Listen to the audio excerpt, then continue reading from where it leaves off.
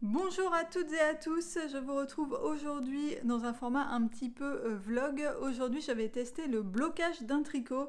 Donc vous vous souvenez du petit gilet que j'ai tricoté dernièrement, je vais vous le remontrer. Donc c'est celui-là et je vous avais dit dans la vidéo que les bords rebiquaient un petit peu.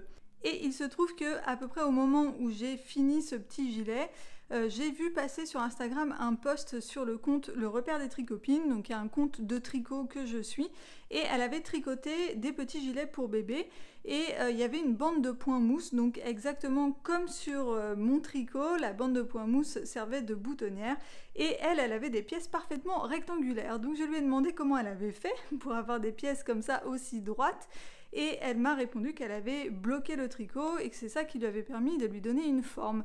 Alors le blocage du tricot, j'avais déjà regardé 2 ou 3 vidéos sur le sujet sur des chaînes YouTube de tricot que je suis, mais je ne l'ai jamais fait. Et alors, si vous ne connaissez pas le principe, en fait, il s'agit de bloquer la forme du tricot sur un tricot mouillé. Donc en fait, on le lave, ensuite on le bloque avec des épingles, et en séchant, il va avoir une forme, la forme qu'on lui a donnée avec les épingles, et il est censé conserver cette forme après, même si on le relave par la suite. Donc je vais tester ça déjà pour voir si mon tricot va bien prendre une forme qui va être un peu plus rectangulaire en fait, où j'aurai plus les bords qui rebiquent comme ça. Et ensuite je ferai sans doute un lavage pour voir si la forme se maintient bien. Alors par contre, le blocage du tricot nécessite un petit peu de matériel et c'est quand même un petit investissement. Alors j'ai regardé pas mal de vidéos sur YouTube pour voir un petit peu ce qui existait et ce qui était conseillé en termes de marques. Et du coup, je me suis tournée vers les marques qui étaient recommandées comme étant vraiment de bonne qualité, notamment au niveau des épingles, puisqu'il ne faut pas qu'elles rouillent, puisqu'elles vont rester sur un tricot qui est mouillé. Donc voilà, si elles rouillent au bout de quelques utilisations, ça vaut pas le coup. Je vais vous montrer le matériel que j'ai acheté. Alors tout d'abord, j'ai acheté du savon spécial. C'est du savon qui ne se rince pas, donc ça permet de laver le tricot, parce que les tricots souvent ça se lave à la main pour ne pas qu'ils soient abîmés par la machine à laver. Donc là j'ai pris celui de la marque Knit IQ, et voilà, ce qui est pratique c'est qu'il ne se rince pas. Ensuite, il faut les épingles dont je vous parlais. Donc là, j'ai pris celle de la marque Knit Pro. Donc ce sont des peignes en fait d'épingles. Donc il y a des grands comme ça. Et ensuite, il y en a des plus petits ici. Ensuite, on a en dessous les tapis de blocage. Et donc ça, j'ai vu sur certaines vidéos, certaines filles disent qu'elles prennent un matelas de sport et notamment leur matelas de yoga. Alors moi je vous avoue que vu le prix de mon matelas de yoga, je n'ai pas du tout envie de l'abîmer avec des épingles. Du coup j'ai pris ces matelas de la marque Knit IQ. Ce qui est très pratique, c'est que vous voyez qu'il y a une grille en centimètres. Donc ça permet de bien aligner pour avoir quelque chose de bien droit. Et donc moi j'ai pris le pack avec 9 plaques, donc il y a des packs avec que 3 plaques, mais avec 3 plaques on est vite limité. Par exemple un pull il va pas rentrer, un pull pour adulte il va pas rentrer sur 3 plaques. Et dans le kit il y a, alors je sais pas où ils sont, mais il y a un pack d'épingles, ah voilà elles sont là. Il y a un pack d'épingles unitaires, donc moi j'ai racheté les peignes que je vous ai montré juste avant, parce que c'est quand même plus pratique, c'est quand même un gain de temps d'avoir des peignes et de juste les poser comme ça plutôt que de placer X épingles. Donc ces petits tapis, enfin petits, ils sont quand même assez épais et assez grands. Et vous voyez qu'il y a comme un pulse autour, donc on peut les emboîter très facilement, on peut emboîter les plaques les unes avec les autres très facilement sur tous les côtés. Donc là il y a un côté qui est avec une grille comme ceci et l'autre côté qui est un peu texturé, mais je pense que c'est quand même plus pratique d'utiliser le côté avec la grille.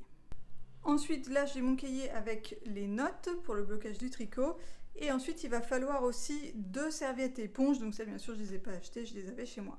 Alors on se retrouve dans la salle de bain, désolée pour le cadrage mais j'ai pas beaucoup de points d'accroche dans la salle de bain, donc je vous ai accroché comme je pouvais, et ça doit résonner aussi un petit peu forcément dans les salles d'eau, ça résonne toujours un peu.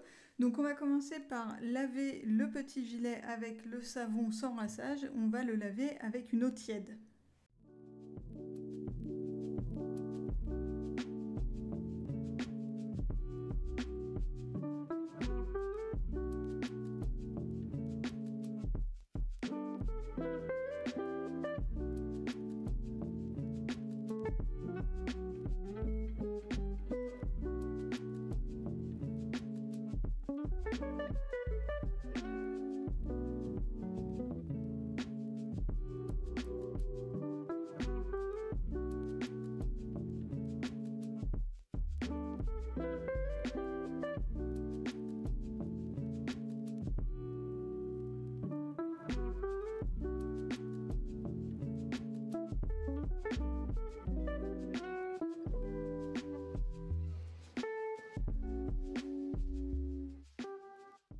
Ensuite, pour essorer le tricot, on va surtout pas l'essorer en le tordant, mais on va le presser pour évacuer le plus d'eau possible avec les mains. Mais bon, à la fin, il va en rester quand même plein.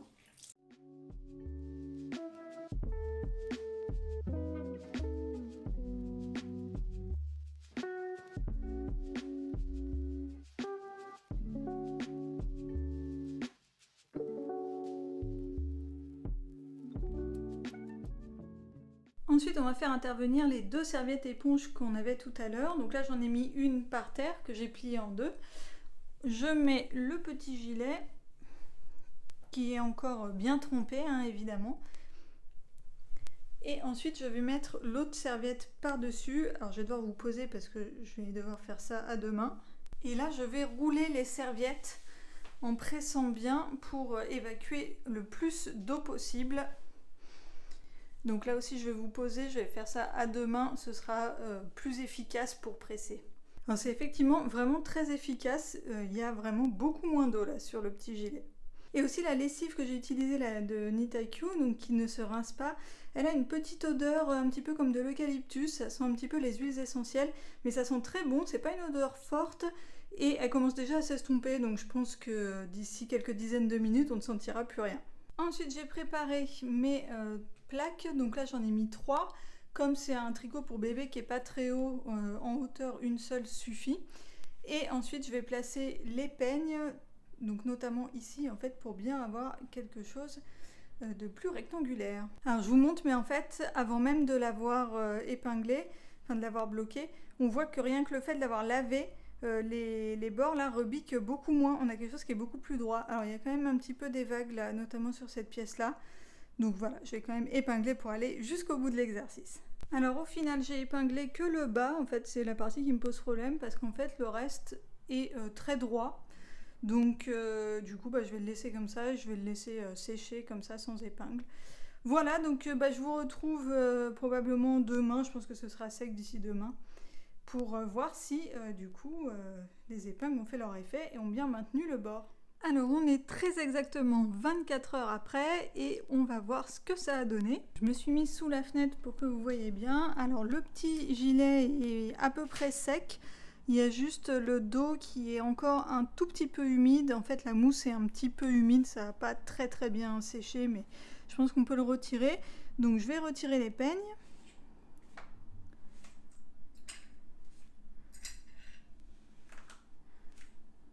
Et effectivement, on a un tricot qui est donc beaucoup plus droit que ce que j'avais avant. Donc il rebique plus là, du coup c'est top. Donc maintenant le prochain test, ça va être un deuxième lavage et je vais même tenter un lavage en machine puisque sur l'étiquette de la laine, il est indiqué qu'on peut laver l'ouvrage en machine. On est quelques jours plus tard et comme je vous l'ai dit, j'ai relavé le petit gilet, j'ai fait un essai à la machine à laver pour voir si ça abîmait le tricot ou pas. Donc voyons ce que ça donne. Donc voilà mon petit gilet après lavage à la machine. Donc les pièces sont pas droites, hein. On voit que c'est pas des rectangles, ça rebique quand même un petit peu. Mais franchement beaucoup moins avant les lavages, donc l'essai est quand même très concluant. Voilà, c'est tout pour moi pour cette vidéo. Merci d'avoir suivi mon test de blocage de tricot. C'était la première fois que je faisais ça. N'hésitez pas à me laisser un commentaire si vous faites aussi donc cette technique-là, le blocage du tricot. Et si vous avez des astuces, ça m'intéresse beaucoup. Voilà, c'est tout pour moi pour aujourd'hui. Je vous retrouve très vite dans une prochaine vidéo. Bye bye!